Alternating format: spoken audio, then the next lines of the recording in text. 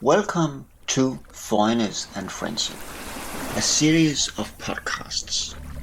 We present a number of bonus tracks connected to our radio show. You can listen to conversations with artists and activists, reports from festivals and other larger events, essays, reviews, poetry, and letters. We see ourselves as part of a non-binary rebellion with the intention of creating a language and a human condition beyond race, ethnicity, gender, sex, and class. Tear down these walls, dismantle the statues of power, and meet the other with an open spirit.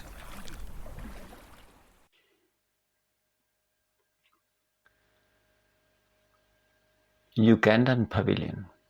In Venice, we encounter José Hendo. She is a Ugandan artist living in United Kingdom. Her work is represented in the Ugandan Pavilion in the Venice Biennale. She has both worked with visual art and fashion, but has now again returned to art in the form of soft sculpture, as she chooses to name her artworks. They are all mainly made of bark cloth. It is a material used for clothing by the Uganda tribe throughout 700 years in the southern part of Uganda. In contemporary visual art from Uganda, bark cloth is also seen used in painting as a way of making reference to heritage and tradition. We are having a conversation with José Hendo, and as it has become our habit, we let the people we talk to introduce themselves. We are at Venice Biennale. It is the second day, and last night we encountered the Ugandan Pavilion, which has very interesting art pieces. And now we are here with the artist, José Hendo, who's mainly, or to a broad extent, working with bark cloth, and she will now talk about that and introduce herself. So if you can introduce yourself, please. Okay. So I am José Hendo, an eco-sustainable designer and artist. My work is focusing on bark cloth, not only just in fashion, but also in the art side as well. I started off as an artist, went into fashion, but now I am doing more art and fashion together. I use my work, which I would call soft sculptures. So they're not, it's like wearable art, so to speak. But I'm thinking more of a sculpture rather than just the art, because there's a message behind it. And so in this Venice Biennale, I'm sharing 4 pieces. One is on a wall hanging art. So we have here is the wall. Yes. On it. It is kind of a light colored with some black spots. And that is bark cloth also. Yes, it is bark cloth, yes. So, and bark cloth is, because I think that maybe a lot of people are not really used to it. Unless you have been to Uganda, you don't really know what bark cloth is, I think. So maybe you can explain what is it exactly? So bark cloth is made from the bark of a tree, and it's not any tree. This is a Ficus natalensis. It's called, in Uganda, it is called a mutuba tree, or a chitoma tree, or mutoma, and these trees are able to be harvested every year up to 60 years. So you take the inner layer, the bark of the tree, and then you split it, take it down, and prepare it for processing. Before you leave, you protect the tree so that it is not damaged by insects and other things, and it survives. After a week, you can take them off, and then the next year you come back and harvest the same tree at the same time, only in the rainy season, and that makes sure that the continuity there. And the one who on the wall has this light color, but normally the bark cloth has this maroon color, which actually looks like the backside of leather somehow. You see it. I think first time I saw it, I thought actually it was leather from the reverse side. But it is not. And that's the thing. I have to constantly tell people it is not leather. It is not. It's like I'm apologizing. It's not leather. It is tree bark. And I think it's really important to share this message so people get it. It is not leather. The one I have on the wall is aged. I have worked with it and distressed it so that because it has some kind of holes and it's also thinner than bark cloth is normally. It's the process of doing this makes it thinner. So I didn't start with a very thin bark cloth. I started with something that had body to it. And in the process of doing this, I took away some of the texture, some of the layers of the bark. Because it's not woven, it is made by like a felt, beating away to expand the cloth. It splits in different places. So when you work with it, you've got to know the warp and weft. You need to know which way the grains ran. It's almost like nature has woven it, by nature. So this piece here was done like that, took the color out of it. And then this piece talks about, it's called the common threads. And the common threads talk about the things that make us the same. It's the need for survival, the relationships that we need to sustain us, the need for food and shelter. These common threads are what make us human. And that humanity is what should bring us together as one to preserve and protect the planet, but also preserve and protect each other. So as the people on the planet, this is really important because we are connected to the earth, we are part of the earth, and mustn't forget that this is what makes us strong together.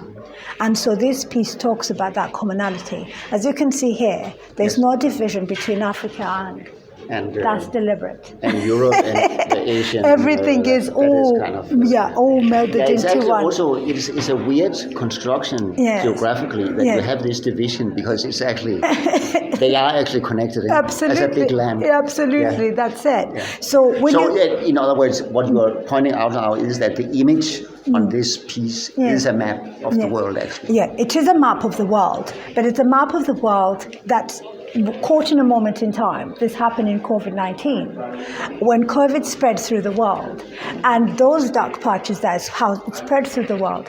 There were no borders to hold it back. You can stop it. We're connected, and it was passed on human to human. So the thing that we share, it either breaks us down or brings us up. So you have to remember, you see a person, as human, not the color of their skin, the shape of their nose, all these things. So that's the message here. And then there are different layers. We had to social distance during COVID-19. Yeah. That social distancing is always there. When you see somebody different, you distance yourself. Yeah. That's a form of social distancing. But there's also kind of this idea in different parts of the world. It is a different distance, but when I'm talking to you here, I'm supposed to be at a certain distance. I cannot be in your face. But it will also be rude to be far further away. Absolutely, and try to talk. And if you travel around the world, then this distance actually has a cultural connotation. Absolutely. Sometimes, some places you have to be very close. And other places, where I come from, in Northern Europe, you're supposed to be further away than in other places of the world, which has some kind of cultural connotations. And I think that's a very, very important thing to take note of, because what we think when we travel the world, that's when we learn about cultures, that's when we learn about other people and appreciate them. You'll never know the next person in the next country if you never visit them. You've never been there. You're just judging them from what you've seen on TV. You have no idea. So that's why this for us here, as the Wanachel Pavilion, Uganda Pavilion, we're saying we are one. We don't have any differences. We need to see each other as humans and go beyond that. So this was an important piece to kind of like have here. So and this art piece is different from the other three, Yeah, so to speak. totally. The other three are more resemble a dress of somehow Yes. but they are put up in the room as soft sculptures, as we call them. Absolutely. All three of them. Yes. And here we have the back cloth, which has this maroon color, Yes. which is the usual color Color that of you the see. bark. Yes. But what is because there's a story behind the bark cloth. Yes. This type of bark cloth is very similar to clothing that you have been making in Uganda throughout many years. time. Yeah. Does this have a meaning for you that it has this story or history? Yes. One of the things that I have in my work is the fact that the history of something that's created is just as important as its future. So knowing the history of this cloth, the heritage that it carries with it, that is still there now, is really important to know where to take it to the future. So you cannot separate the past from the present and the future. So in most of my writing, this is part of past, present, and future, that particular piece there. Yeah. It's from that collection it's not a collection, design series I made, I did last 2022, that was about the past, the present, and the future, how to link from the past, and we'll talk about that in a moment. But this one here, maybe we should go to the other one. So both of these two in the front of the space here has this long sleeve who goes far behind, both of them, and somehow when you first see them, you think of a wedding dress or something. But there's nothing brighter about this. But it's like story. a big robe, a big, absolutely, traditionally women robe. Where there's something behind that somebody has to carry, maybe, or just on the earth. But I think this one for me, as you can see, it's got all these things running away with it there. And that was really important because those are signs. The signs are there, the signs of the now. And then you have the melting glacier. This is called melting glacier. So you've got melting ice. So you've got, we're losing that ice cap that really protects the world. And if we keep losing that, we're going to go into a very dark place. And this is a statement. So you know that glacier melts from the mountain, and it goes down. The image of that, it has a lighter color and it's also kind of almost transparent. So that's very delicate. That's how delicate that ice is. And we're losing it. So it's a very delicate situation, this climate change. And that's what the message is here. So it's not just about, yes, just beautiful dress. No, beyond the beautiful dress. This is an important message. There's this symbolic in the different Absolutely. And then the shape of wearing this is how they used to wear it in the past. The bark was tied over the shoulder and then draped for a man, and then for a woman it was... And originally, what was the meaning of that? It was practical. It was practical? It was practical. It shielded them. And they couldn't make. Obviously, this is going back many, many years. They couldn't sew or do anything. So it was just a basic way of cover up. And this can be worn as a cape. This one can be worn as a cape or can be worn as a skirt. And it is totally biodegradable. There's no lining in there. It will fall apart and go back to nature. This was important that this be a piece that talks about that possibility of what could happen if our clothing was, a circular way of using things. It's got to be natural. Can't be polyester. So you mean that also originally there was this idea that you use this from the tree, but then when you don't use it anymore, then it will just ferment and kind of go be back part to of the nature. soil again and be a tree someday. Absolutely. And that's why these soft sculptures are really important. Is this message behind it is really, really kind of like something that needs to be shared. Capture the moment and get every man, woman and child to think differently. Because the choice you and I make when we buy anything is far-reaching and very powerful. And so it matters. We must make the right choices. But if you're informed, knowing the history, if you know that this was a good cotton, organic cotton, then you know to keep that and use it more. If you know that this was made from, bark cloth that is, organic and you hang on to it, But if you don't know the history, you don't care.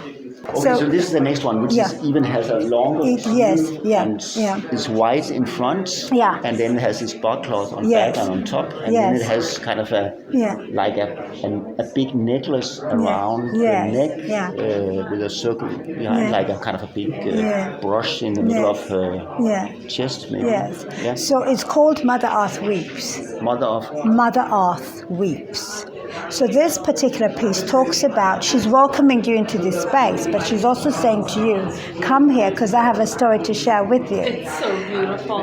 And the story she's sharing is about how we need to be producing responsibly and consuming responsibly. So it's a need for us to pay attention and be mindful about our impact on the environment. Everything about this garment is recycled. This gown, I took the front out to make the lining for this. This, what is that? It used to be an old wedding dress. Oh, okay. So in that way, it's reduced. And also this was So leftovers used all these bits and pieces. The only thing that's new here is the bark cloth, because the bark cloth is renewable, it's sustaining, and the trees don't die when you produce them. So it's a statement about using things that are there and inspired by the River Nile. The River Nile is one of the longest rivers is the longest river in Africa, and it connects many countries and it's 4 meters long, because the River Nile is more than 4,000 meters, all the way to Egypt. And in that way it connects many countries. And along this river, technology has been shared, information has been shared, lives have been sustained. But this river is being affected now by us, plastic. It's collecting plastic and taking it to the Mediterranean Sea. And this river, jewelry, which I don't know if you call it jewelry. These are leftover pieces, and those are the tears. I collect these things. I go to stores, I go to places where there are things that are going to be sitting there forever. End of line pieces, pieces that won't be used ever again. And I take them and I repurpose them. Now, why the CD? The CD is one of the worst produced things that we have in technology. You can't recycle it, you can't repurpose it, you can't reuse it. Once it's damaged, it's damaged. But all of us have used this. So this is technology running too far ahead without thinking. So it's responsible production and consumption. That's what we are talking about here. Producing responsibly and consuming responsibly. And it is soft. Yesterday when I met you, you were talking about that this idea of soft sculpture also has kind of an underlying reflection in that they are easy to move. Absolutely. But when you move them and put them up in some other space, maybe then they might be different. So how do you, because you think about it as art pieces and not as fashion. So how do you maintain that? This kind of changing or fluidness of the art piece? Absolutely. It keeps evolving and it takes on the space where it is. The next time I might share this, I might not have the same space to share it. This might be shrinking down this way, it might be going out that way. But the idea is, and then I have changed some of that there, because this is the Biennale. You need to make it really sing. And so I've added extra bits there, because its art is always evolving. And that's what I love about soft sculptures. You can add things to them, but then you have to know when to stop. So there's a moment when I will not add any more to this, and this is enough.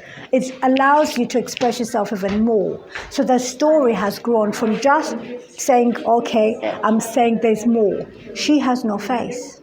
Why? So she is anybody or no one. Absolutely. So absolutely. We need to see. Not an identity. So that is it. That is it. And she's dark because where we are in the world, climate change, plastic in the oceans, all these things are heavy on Mother Earth. We need to lighten.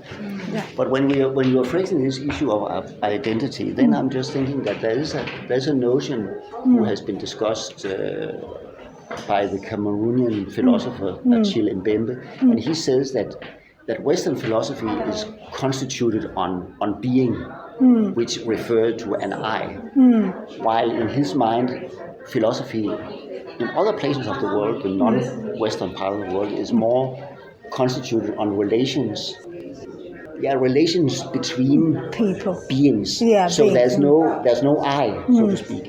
Which I'm just thinking about this notion because you were phrasing this that there's no identity Yeah. in this one. There's maybe a lot of people's relationship to the cloth. Yes. Or maybe it's just cloth. Yes.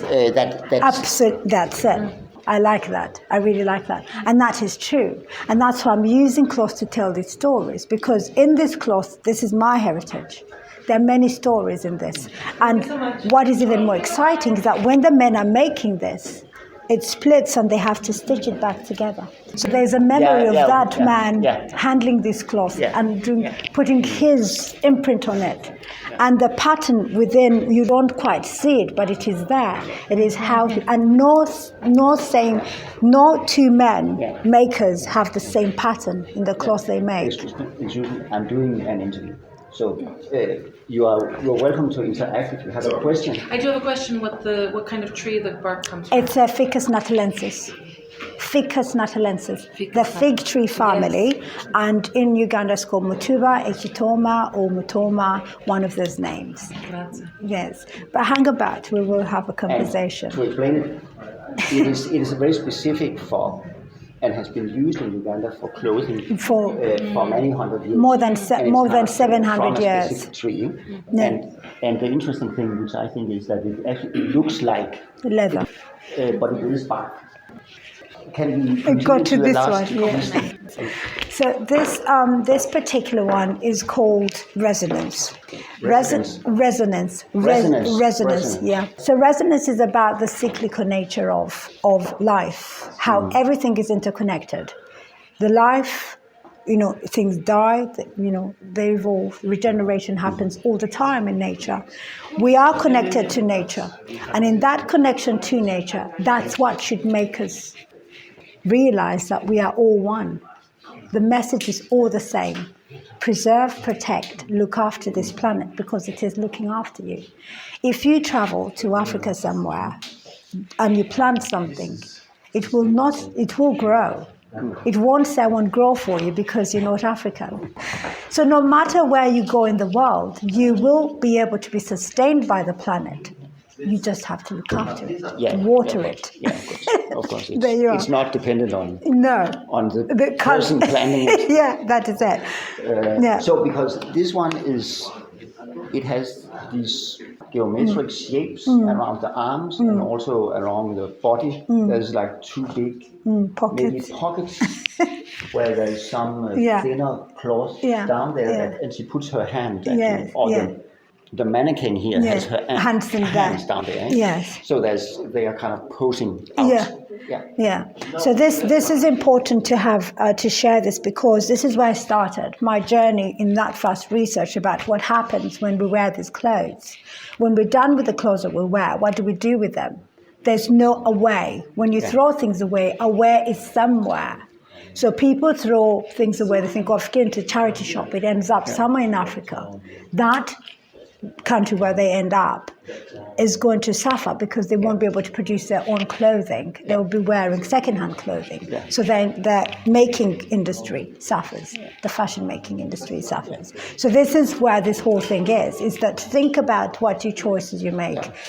Buy things that you need. You don't have to buy all the time, and buy quality because you can wear it. So this one is multiple ways to wear it. You can wear it with the sleeves up, with the sleeves down. You can wear this upside down as a dress on its own without needing the jacket. You can wear it without this. So the idea is multiplicity, many ways to wear the same thing. So you keep it for a long time and wear it for a very long time. That's what this is. So this is a different color again. Yes. And this is because you have colored it. Yes, I have colored it. Because the color is the maroon. Yeah. So the color, you're able to color it, and it will take the color really well. Yeah. In fact, the black is made from the brown, and the way they do it, they put it in the clay soil, and it will stay there for 7 days. And when they take it out of it's like a swampy kind of soil. Yeah. Immerse it in there 7 days, take it out, wash it, and then you get the black. Oh, okay. Everything there is from the brown. Yeah, and I put my stamp on it with a very light color. I take the color out of it, and then the black. So all of this is from the same cloth, the brown, the terracotta, and we come here and end up here like this.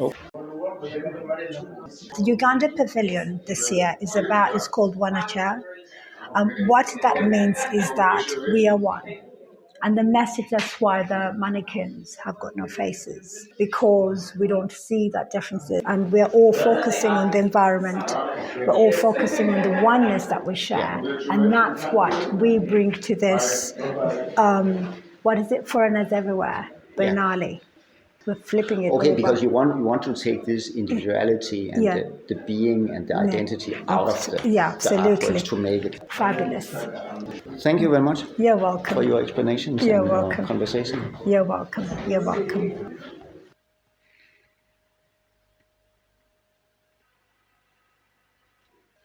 Before we leave the Ugandan exhibition, we have a brief conversation with the curator Akaye Kirunen. She was one of the artists in the previous Biennale. She narrates that the past experience was frustrating because they, as artists, did not feel fully in control of the outcome of the pavilion in 2022. But this time, she believes that she, as the curator, has created a more inclusive process between the curator and the participating artist. This does not mean that the journey to Venice has been without friction. During our conversation, she, with a classical Ugandan gentle smile, tells us about a situation in the Italian embassy in Kampala. They were applying for visa to go to Italy, and during the session in the embassy, the ambassador calls the Ugandan artist for monkeys in Italian, not knowing that somebody among them understood Italian language. She, the curator, and we look at each other and agree that maybe not everyone is very welcome in Venice, as the director of the Venice Biennale wanted us to believe in the press conference in Teatro Piccolo a few days earlier. On the contrary, Venice is a very colonial place.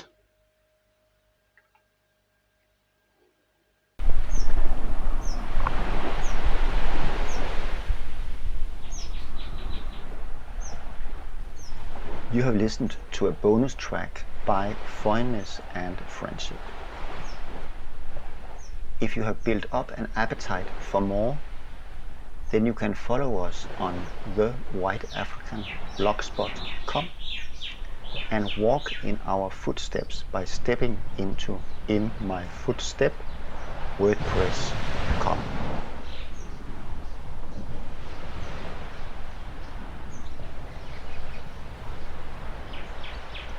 We broadcast new episodes of our radio show every first Tuesday of the month, available on your preferred platforms.